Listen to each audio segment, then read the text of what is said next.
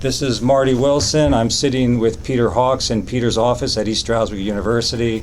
It's April 28th, 2016, and we have artist Red Grooms on the phone from New York City, and we're here to ask Red some questions. But before we get started, Peter has something he wants to say. So Red, just a little background. As I told you, Greg Carter donated a collection of Sterling Strauser paintings to East Strouser University. Yeah. And we're situated about 3 or 4 blocks from where Sterling lived and with Dorothy for most of his life. And the university is building a gallery dedicated to Strauser. It's not built yet, so we have a brand new building, and the collection of Strauser is on the walls of this huge floor. And so Greg Carter wanted an oral history project, and so we've been interviewing people who knew Strauser, and this is part of that effort. Okay, great. Yeah, sounds good. Okay. All right, so let's start with who Red Grooms Just one is. thing is, Yeah. the name Strauser seems to be all over the place. Why is that? Like the Strauser University. Oh, I don't. Is it just a coincidence? Yeah, it's a common German name. Yeah. Oh, okay. Yeah, that's all right. I was just. Okay, great. That Right. clears that up. Well, anyway, I was just curious. let's hear a little bit about who you are. Can you tell us a little bit about your background, where you were born, when you were I've got born? a long story. I'm just next month. I will be 79. Oh, dear. I was born in Nashville, and in 1937, and I lived there until I left for the Art Institute of Chicago when I was 18, and subsequently I had a few minor adventures during my school days, but in 1957 I took a loft in New York City, and I consider that date the beginning of the time that I've spent here, which has been since 1957 until now. And I basically had a career as an artist all this time, and I've shown with the Marlborough Gallery over 35 years, and I've had something like at least 13 shows there. And I'm both a painter and a sculptor, and I have made 16mm movies. And I'm married. I've been married 28 years to Lizian Luong, who I love and adore, and she is a Parisian. And I have a daughter, Saskia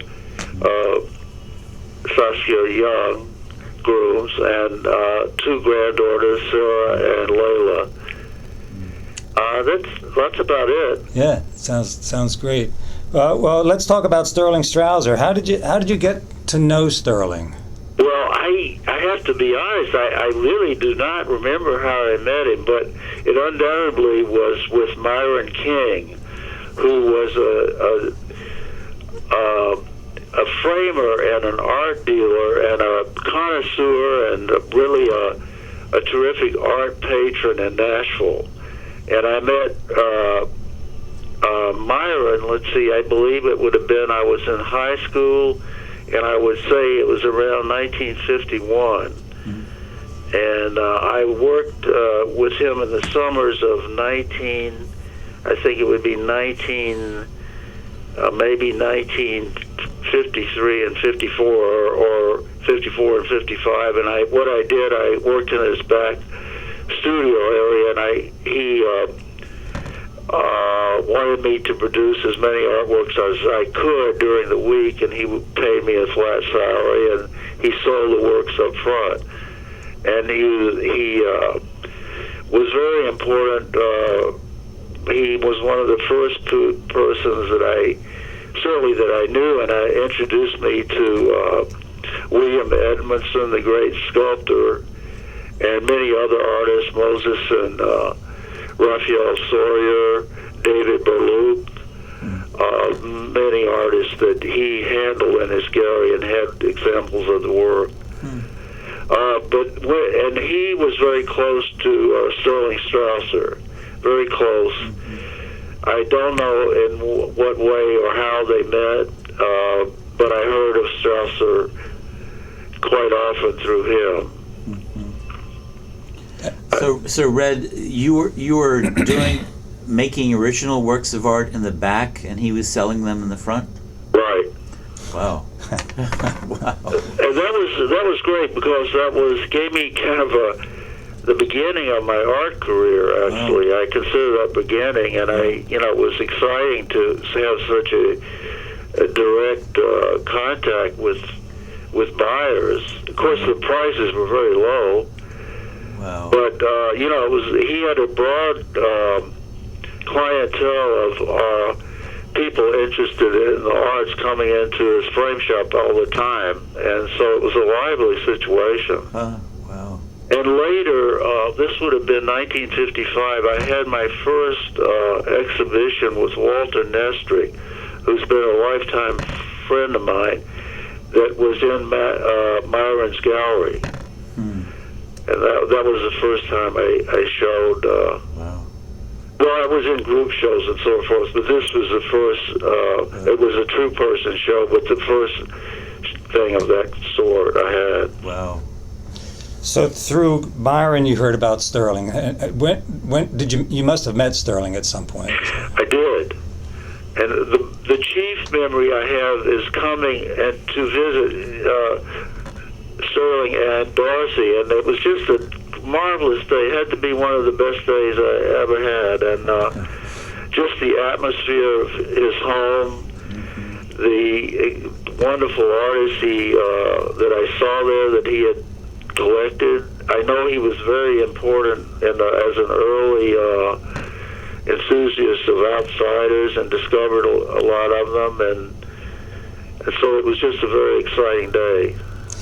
You mentioned Dorothy. Can you talk about her work a little bit? I know she was very good. I wish I had a clear memory, and I haven't seen any since. So I honestly, other than just a memory of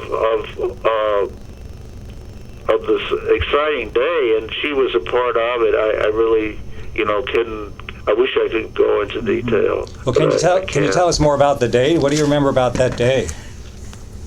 Well, this must have been, I think it was in the 60s. I'm almost certain it was, unless it was very early 70s.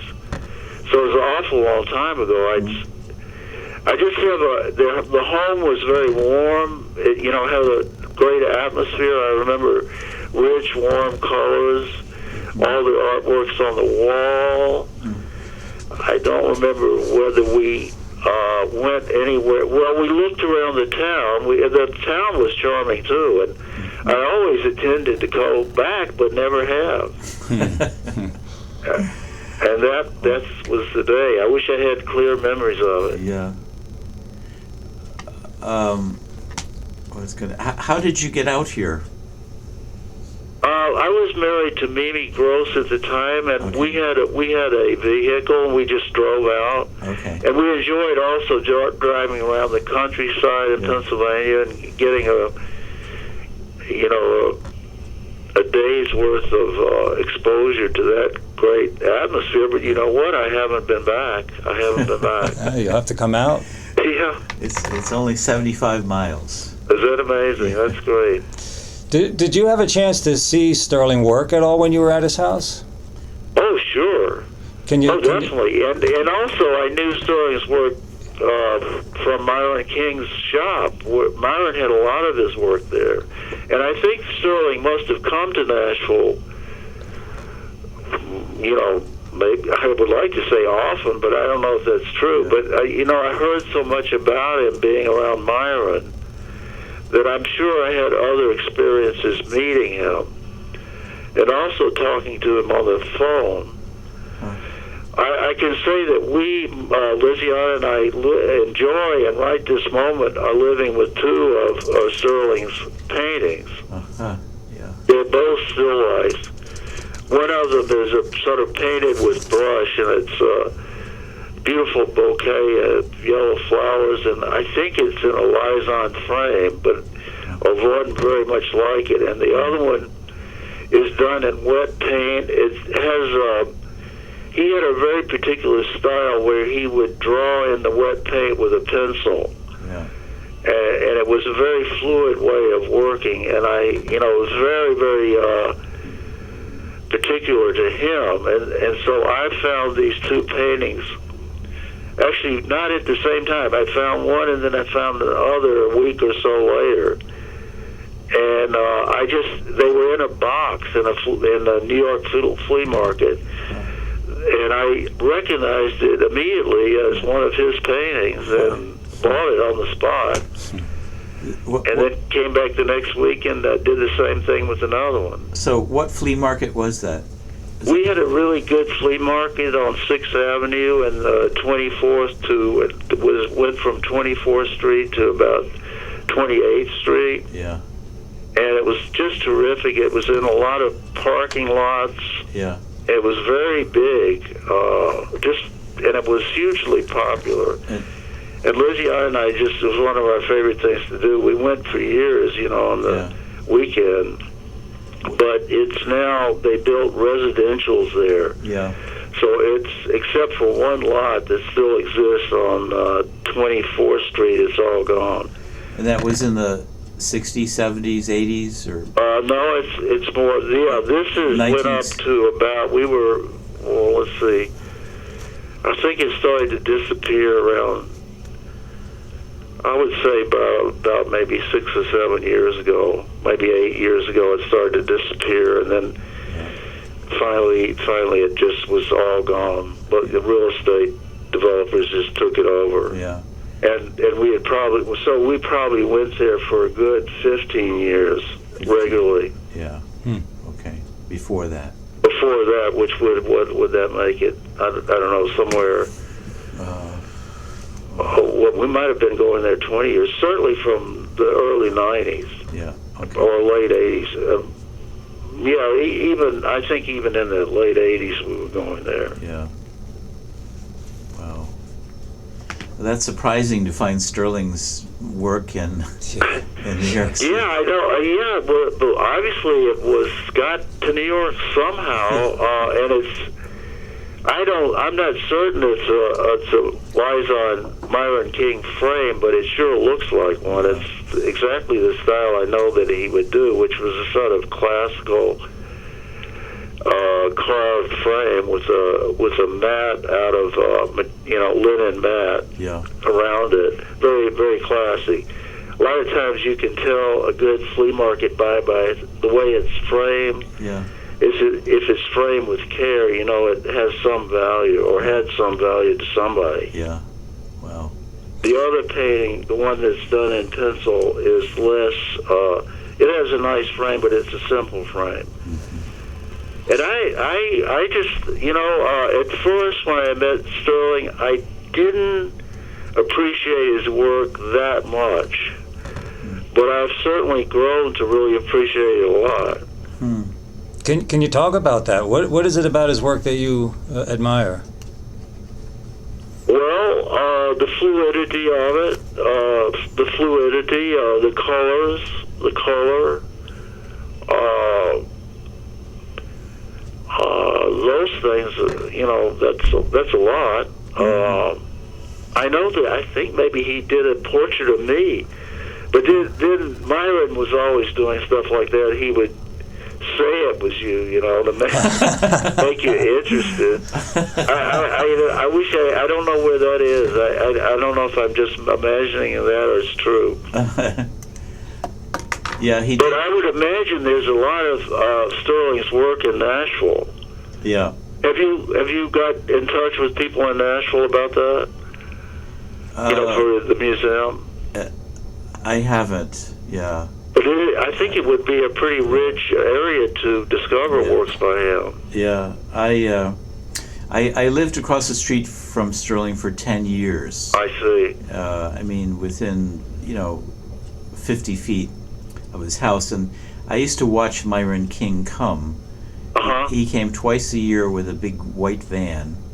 Ah, yeah, great. And Okay, that's how he got all the work. Yeah, he would load up the van, and he would bring he would trade things. Yes. Yes. With Sterling, and then he allowed Sterling to sell from his house. But he was his only gallery. I see. So he had an exclusive with Sterling. Yeah. Did that last through Sterling's lifetime? Yeah. Bringing up the trading, I traded with Sterling to great benefit for me. Yeah. And Mimi too has works, but we separated in the late '70s, and I don't know what she has, but I have about at least over 6 Justin McCarthy's, and one a very good painting of mummers, and many very good pieces where Sterling would frame them in wallpaper and things like that. I have bathing beauties on the beach. I have several of those. I have a funny one of sort of cartoony heads, and I also, let's see, I have a terrific. This is funny. I might donate this to the museum. It's a tie, and it's an old tie to start with, and it's covered with buttons, kind of like campaign buttons or something. You know how I don't know. You guys are probably too young to remember this, but they used to have buttons in the cereal boxes of cartoon characters, like Moon Mulligan and all these different characters, and this tie is all covered. They're pinned to the tie, and so if you were interested, I would make a donation to the museum of it, because it's a Sterling. He didn't make it, but it's it was his vast appreciation of outsider type work. Yeah, no, the museum is really to Sterling Strauser, but it's also his circle. Right. And so Justin McCarthy was, I think Sterling was the major promoter of Justin McCarthy. He was, and I met McCarthy through him. I didn't see his house. I heard about the. Well, you must have been. Were you close to Justin's house? No, his house is in Hawley, Pennsylvania. Okay, it's a different. And does it still exist? I don't know. It sounded quite ramshackle at the time. Yeah, it was a mansion. Right. That it's one of those stories where he came from a good family, and then it just kind of. He became a recluse. It became a recluse. Yeah, I know the kids tortured him and vandalized and all that stuff. Yeah. I know those stories from Byron. Yeah, and so it was Dorothy who apparently discovered Justin McCarthy at an outdoor sale in Stroudsburg at the courthouse. They used to have a summer annual outdoor sale and so McCarthy would just come in and put his paintings on the grass, and then Dorothy dragged Sterling over, and then once they met, things took off. But at the end of his life, he went to Sterling, and Dorothy went to his house, and he was sickly and he was going to die, and so Sterling bought all of his paintings for $1 a piece. Oh my God! $1 a piece. Yeah. Well, when I met McCarthy, he was kind of a sharp guy, and I could see he had ambition, and it was functioning pretty well. He was. I saw him because he and another artist, a black artist, who's just terrific. I think his name is something like Pierce or something like that, and unfortunately, I've just kind of lost. I can't recall his name, but he was marvelous, and they had a 2-person show at the Pennsylvania Academy, I believe.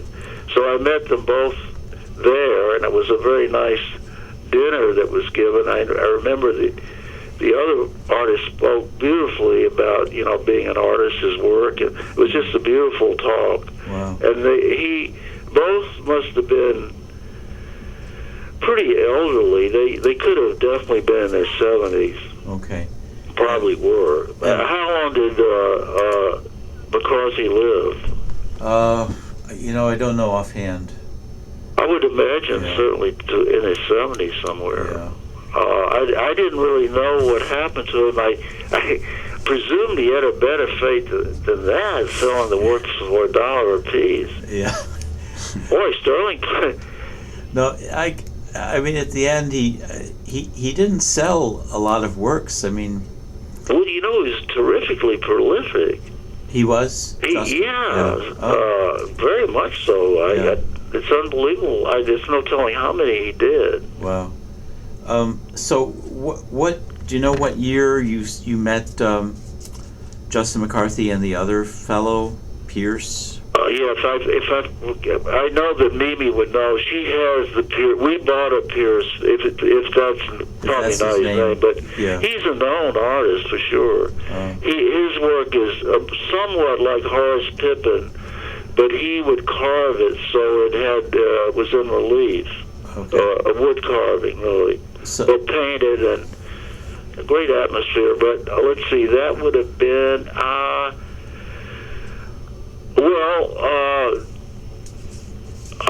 It would have to be in the early 70s, if not in the later 60s. Early 70s, yeah. That was what I would think it would have been when we, you know, and you can see there that McCarthy was quite well known because they had a show in the Pennsylvania Academy. Now, where's the Pennsylvania Academy?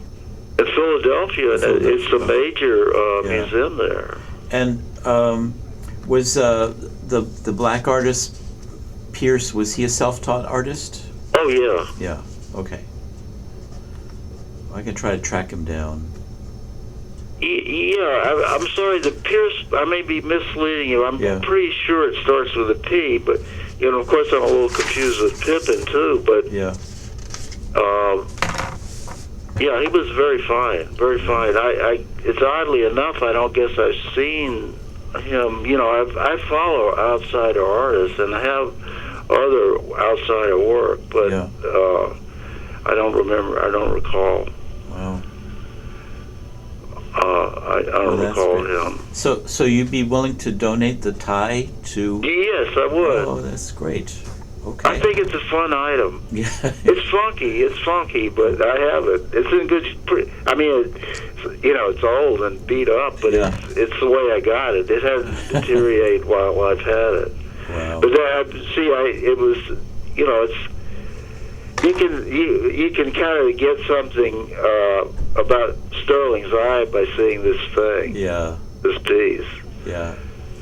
I've acquired a number of Justin McCarthy's from Sterling, maybe 15 to 19. Good for you. I've bought more since then too. Yeah, and I remember going over and he said you'll like this one, and I didn't really like it. This painting, it can be rough. You know, but I knew it was worth something. Yeah. And so, you know, part of me goes back and says, "Oh, okay, I'll buy that one." He says, "No, you won't." He says, "You don't like it enough." Well, hey, that's good you mentioned. He was cantankerous. This time I met him, he definitely had the cantankerous streak in him. Yeah. You know, he was being on his best behavior because this was kind of a formal occasion, but he wasn't in that good of behavior. I mean, not that he did anything wrong. It was just I could tell he had a lot of spirit. Did he? You know, to me, he came from a previous generation that my grandparents or great grandparents came from. Right. Came from a different America. For Uh-huh. example, all those years he never locked his door. Oh, wow. He had a screen door, a front door. He never locked them. Right. It was like, come on in, welcome. You know, it was a different spirit. I'll bet, yeah. than people who lived through the Depression, World War II. I mean, he all predated all that, so he just wasn't so worried. I don't know. Right. Well, we have a home in Tennessee, in the East Tennessee, in a town that only has 500 citizens, and I don't think anybody locks their door. Yeah. We do, actually, or my wife does, because we're from New York, you know, we wouldn't think about doing it. But I don't, actually, and it's a wonderful feeling not to have to do it. Yeah. I walk away from my studio, and I never lock it during the day. Oh, wow. We're a couple of 100 feet away from it, you know, where the house is. But I remember in Nashville we never locked our doors. In the suburbs. That was a different time. Different time. But he how did he appear to you, though? You said he... McCarthy? Sorry. Sterling. Sterling, yeah. I wish I had a clearer memory of him. I guess I heard so much about him from Myron that I think I know him better than I do, but I see, here's the thing. He liked my work a lot. He was very flattering to me about it, and you know, I had a career going in the 60s and everything. I was showing. And see, when we traded, I traded my work for his work. So he had some of my work. It wasn't, you know, it was several things actually. Yeah. And I don't know how that transpired, because I don't believe I would have the work with me when we went to visit him. Yeah. And he probably came and visited me in New York, so that we may have had another more extended episode with him, but I just can't remember them. Yeah, because you said you got maybe 6 McCarthys. Yes, at least. How did you get those? Now, right now, I can't remember any other work that I got from him. Okay. I just can't, because I can't remember. I got the tie. He gave us the tie. Yeah.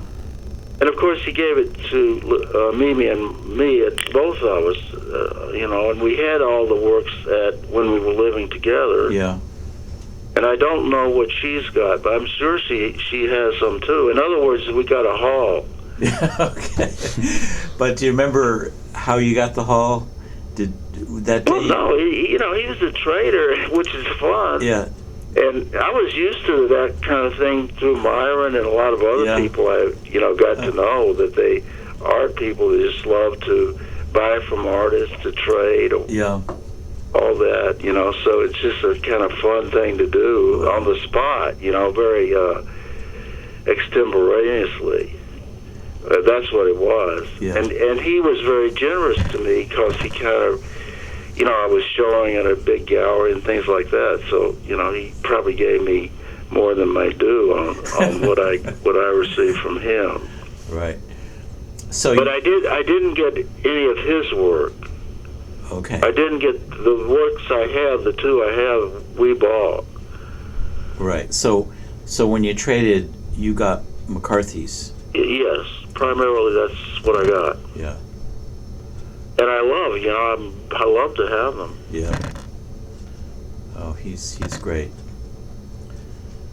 So you'll have, I remember also that Sterling had discovered the I don't know his name, but the coal miner. Yeah, Jack Savitsky. Savitsky, yeah. He's terrific. Yeah. And he's well known, right? Yeah. They had a outsider show go cross country. It was sponsored by the Folk Art Museum. Right. And the person they put forward all the time was Justin McCarthy. I see. He was like more than Savitsky. More than Savitsky, yeah. Well, his work is striking too. That sort of, it's very even and regimented, sort of, and that's what I remember. It was strong outlines. Yeah. Sterling said he was a primitive artist. Right. Well, that's one of the things. The term outsider is really what's mostly used now. Yeah. But yeah, right. In those days, people were it was very confusing what to call them. Actually, Yeah. that's right. Primitive would have been the word. Yeah. How would you That's not used anymore. Actually, how would you at least I don't think so. how would you characterize Sterling's work?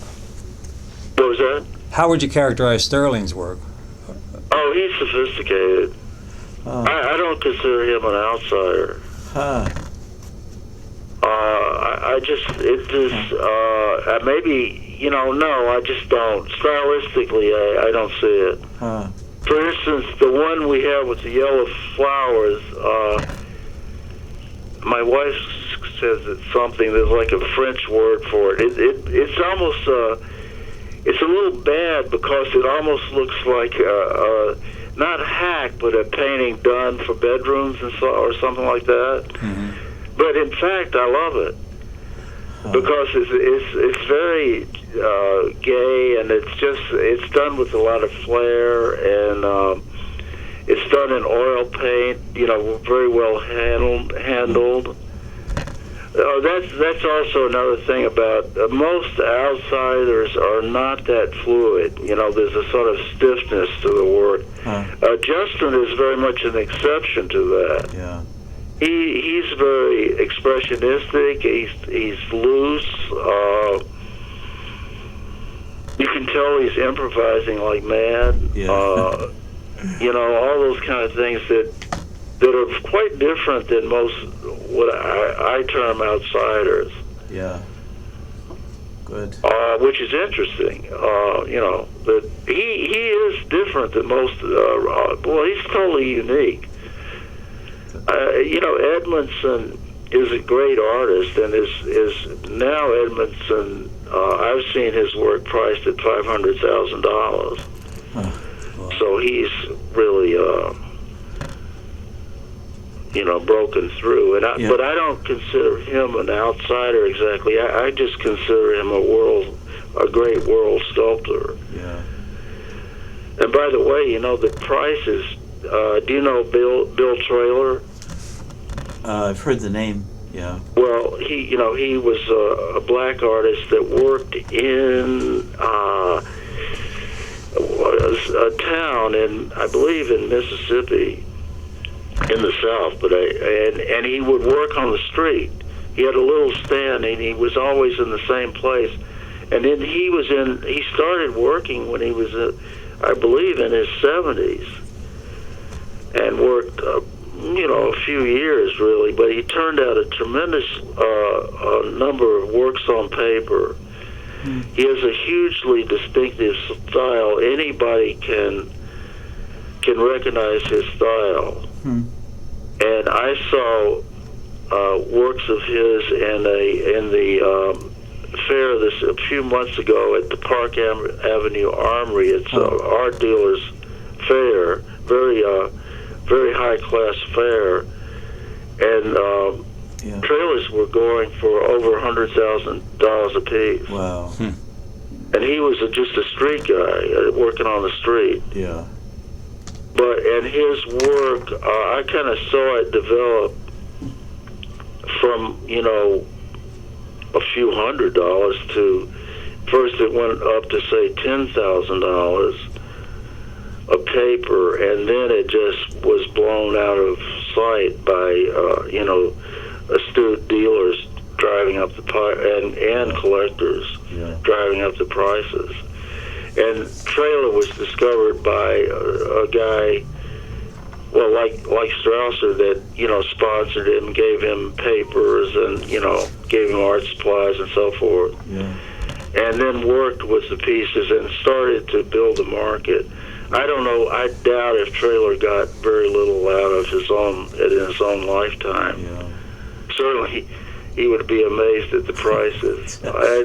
Just astounding. Yeah. I imagine painters influence each other. You can't help but be influenced by. Oh, absolutely. So, Certainly. Can you talk about maybe how you influenced Sterling or vice versa? Let's see. Well, I don't exactly. No, I don't really know how I would. No, I don't. There's no real influence in Sterling's work in mine. Okay. I think he's completely his own person, and I see no influence of mine in his work.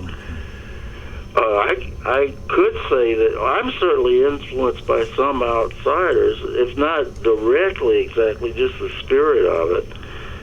Yeah. And I think there's elements of my work that people think I'm an outsider, as a matter of fact. Because some of my work really almost, is somewhat outside the formal art world, Right. as a matter of fact. Yeah. Which is kind of detrimental to me, but I enjoy doing it, actually, mostly. It's an interesting question about the influences. I'd say the outsider work today is a wonderful kind of breath of fresh air in the general art world. Really, and culture in general, really. And it's highly valued now, but it's still questionable exactly how the let's see, what would the word be, like the respect actually paid to it by high institutions. Yeah. For instance, you're not going to see McCarthy in the Museum of Modern Art. Yeah. You're not going to see him in the Met. Yeah. You will see a Bill Traylor in the Museum of Modern Art. You will see even in the 50s, or in fact, I think it was in the 40s. The Museum of Modern Art gave William Edmondson a one-person show, which was astounding. And you had very sophisticated people, photographers, photographers who were well known at the time in the 40s, coming to photograph Edmondson. And he had an outdoor studio in Nashville, and he was known by sophisticated people from the North. Yeah. They would come down and find him. Yeah. I have a lot of paintings in my office from Sterling and Savitsky and Joseph Gatto. Oh, Gatto, yeah. Yeah, and we have and a number of other local artists. Great, yeah. And so, but when the people from the professors from the art department come down, they don't think too much of them. Oh, well, they're behind the times. Because they really are. They've been classically trained, in art history and. Oh yeah, well, they must be a bit on the dull side. I think anybody that really is enjoying art, in a lively sort of way, is going to like it. Yeah. No. And it's just when I started buying from Sterling, I mean he really sort of taught me how to look. Yes. Yeah, because exactly. Yeah, that's true. That's right. Now that's something I do remember about Sterling. That he was like a teacher. He was a good salesperson. Yeah. I mean, in order, not necessarily commercially, but just getting the word around about that artist. About Justin McCarthy. And, he was great at that, and he was just great. I just wish I had clear memories of him, but I just remember him just really making you feel good. Just really feel good about life and expectations for good things, and being in Strasbourg and in Pennsylvania, I felt the richness where that kind of work could come from there and that location. Right. And I always did want to go back and get more of it, and I just never did. I remember, he was selling me a painting, and then he came over to my house. Again, it's really right across the street, and he'd say, "Look at that corner," right? Which is really what an art. I'm just an art lover. I'm not an artist. So when he says, "Look at that corner," and he just goes on about the Yeah. the paint in that corner and how it's applied, and Yes, absolutely. I can't look at that painting without seeing that corner. Yes, that's what, he's clearly not he's a sophisticated, very sophisticated artist.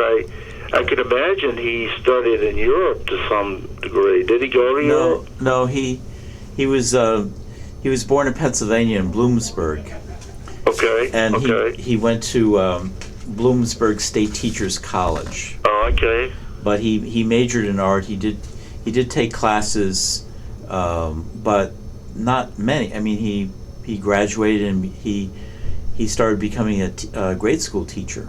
I see. Yeah. And then he worked in this boiler works. He had most 30, 40 years he worked in a boiler works. No kidding. Yeah. Did he really? So he never. That sounds kind of brutal. I mean, I can imagine.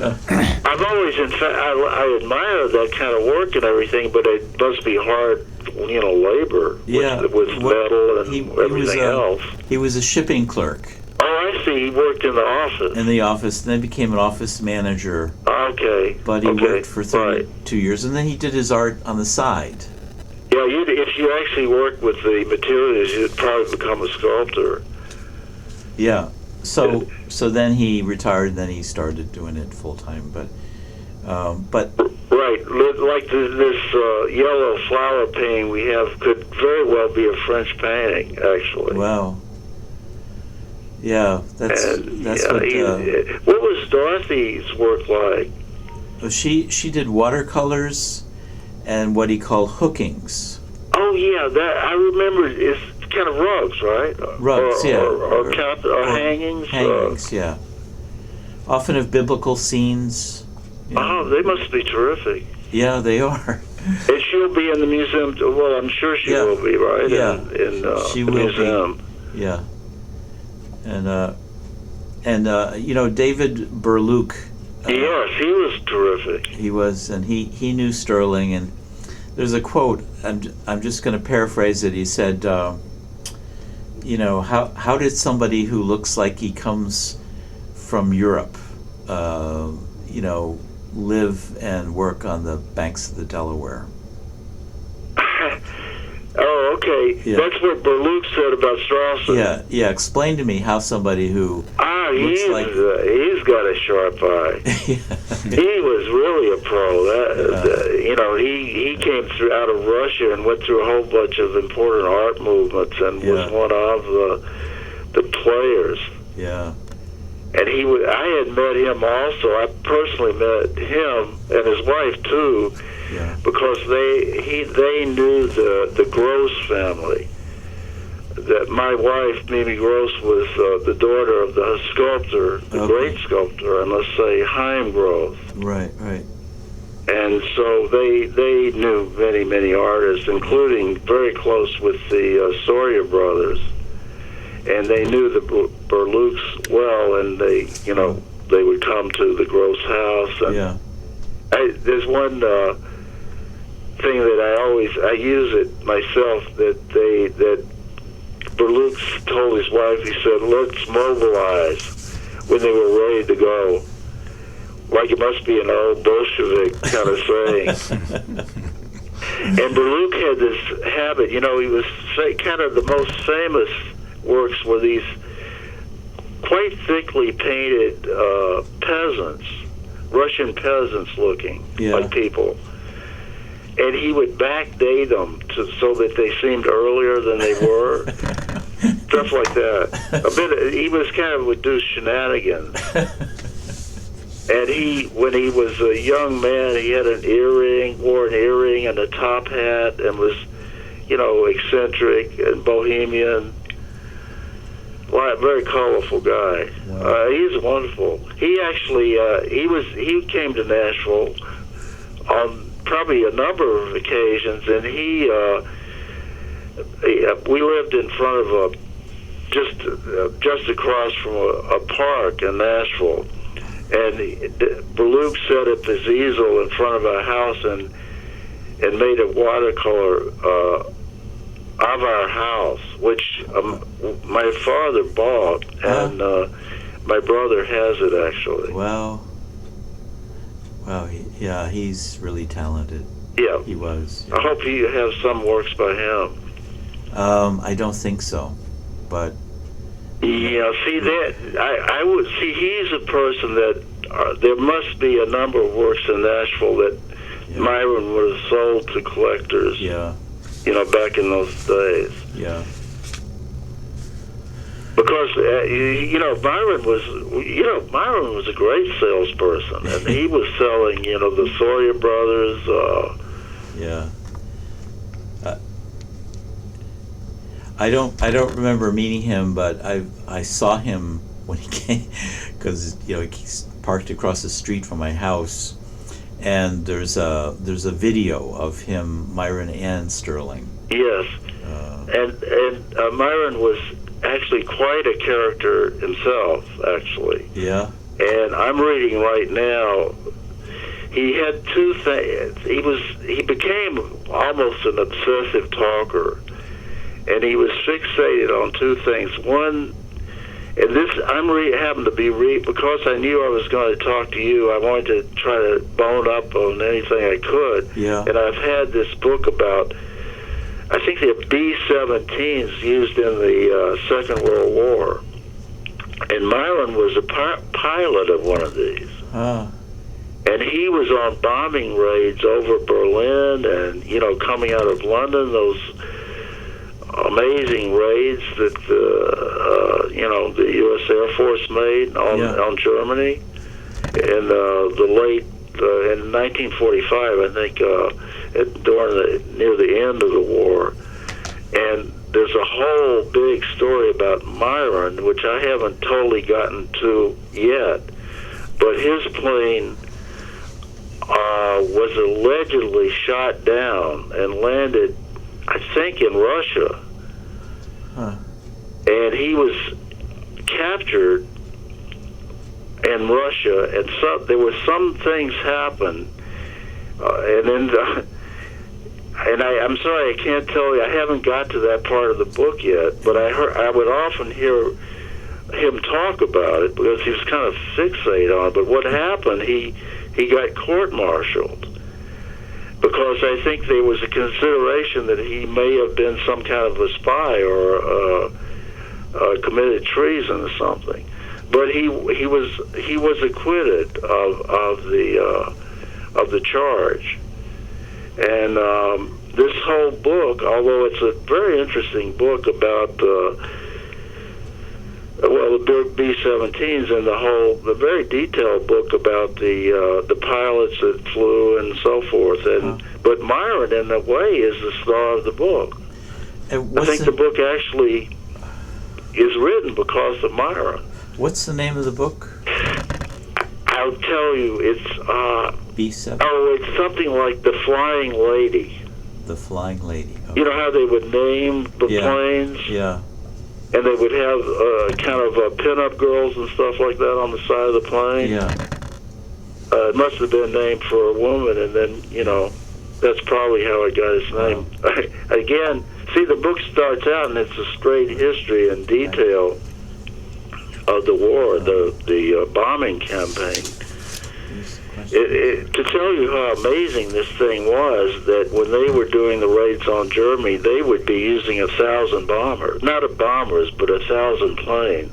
Yeah. Can you imagine that? And they were going, and there was kind of a long line of them just going over and dropping the bombs and coming back. Yeah. But then the other thing that Myron harped on was that he was developing a plane in his garage, a small plane that could be both a car and a plane. and this was going to be, this was going to make him. This is like James Bond. Yeah. It was really far out. And besides being a framer and so forth, I remember he had a brother. And I remember them in the back of the frame shop. They were making chairs, kind of welded chairs, and they had a kind of modern design to them. There's something Myron had a sort of feel for modernism, you know, and modern design and everything of that period. And when I knew him, this would have been the early 50s. So it was the 50s, 40s and 50s kind of style. And so he was doing other things other than his framing, and also he had a brother who was a famous hat maker in Long Island. And through that's one reason he knew a lot of the New York artists, I think, is because of that brother. And they knew artists. I mean, the brother knew artists, and then would introduce them to Myron. Right. Getting back to Sterling, you gave us some kind of characterization of his painting. He was a self-taught artist. In Reading, he was called a modernist. Would you refer to him as a modernist? Do you think that's... Yes, I would. A modernist of, say, you know, his period, whatever it was, the 50s, 60s. When did he die? He died in 1995. 95. Yeah. Well, I guess up to then, he continued painting all through his life. Yeah. I think he was a modernist, and I don't think he was an outsider, but a sophisticated painter. Yeah. Was he a particularly prolific painter, as far as you know? I suspect he was, but I wouldn't know for a fact. But, you know, for instance, the painting I have looks like it was done... It's very much like you could almost say, you know, in a short period of time, because it's so fluid, it looks as though he pulled it all together by the drawing and the wet paint. You know, at some point, which would have, as I could imagine, would have only taken under an hour, I would say, to really come to the final realization of it. There's probably a lot of underpainting in it that would have, he may have actually gone back to the painting, you know, over a period of time. I don't know that. Yeah. And the other one that I'm saying, the yellow flowers, that looks like could be a French painting, is done quite virtuoso, you know, with very good technique, and also could have been done by a skilled painter pretty quickly. Did you ever fresh, you know, it has both of the works feel fresh, not labored on. Did you ever talk to him about his choice of oils or watercolors, or? No, I doubt it. Yeah, I doubt it, because we were both, you know, it was so exciting, you know, hearing. Now that's the reason I didn't think of him as an artist as much. He seemed more excited about, you know, proselytizing about his other artists that he discovered. Right. And so he himself was throwing the conversation and the focus on these other artists. Yeah. In a sort of modest way. I mean, you know, that's the way I remember it. Yeah, he was very beloved here among the artists because he was always promoting them. Right, exactly. But I think he probably sold well with Myron in Nashville. Yeah, he sold well, and he sold out of his house, and he did okay. Right. Yeah. Okay. Well, listen, that's about all I really know, so all right. Maybe we could end this, but I'm very interested, and I hope you keep me in the loop about the museum. All right, and I'll definitely hold on to the tie, and you tell me when to send it. Okay. And I will ask my wife. You know, she agrees with me, but I think she will. I'm pretty sure she will. Yeah. That'd be great. Okay, so, and I also like to invite you to come out here sometime. Well, thanks so much. I'd like to take you up on that, Peter. Marty, I'm sorry. Well, it's Peter and Marty. Oh, Peter, sorry. Yeah. So, sorry. I mean, we could arrange for you to give a talk or show some of your works. I don't much like to do talks, Okay. but Well, if you wanted to show some of the works, maybe we could arrange something. and or just meet some people that knew him. Right, yeah, sure, yeah. When